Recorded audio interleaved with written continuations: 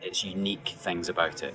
And what's unique about Edinburgh Zoo is the fact that it's on a south-facing slope, it's on a hill, which is quite unusual for zoos, and it's also characterised by a mature tree collection. So in the zoo we have over 1,200 mature trees. We have many species of plants in the zoo, some 3,500 species of plants. But because of this unique aspect of south-facing slope, mature tree canopy, and the weather systems normally break further away from the zoo, it means that we have lots of little microclimates. That means that we can grow some tender plants, some borderline hardy plants. So some of the plants that you'd expect to see in the Mediterranean or in the south of England, you can also grow in Edinburgh, which is different to many other parts of Scotland. This tree is called the Corstorphine plane tree. This tree is a very special tree because it was a variety of sycamore that has been isolated and bred in this region. So it's endemic to Corstorphine, which is very local.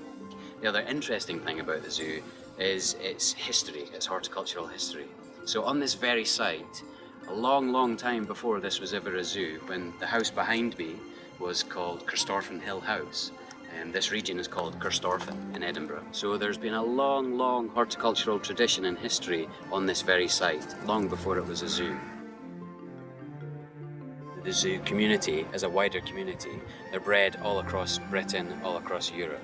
So animal movements happens quite frequently. So my job and my team's job is to create suitable habitats for the animals. We've tried to provide plants that provide what's called in the zoo community environmental enrichment. And that is just a means of keepers, gardeners, anybody that looks after the animals thinking of different ways to make the lives of the animals happy.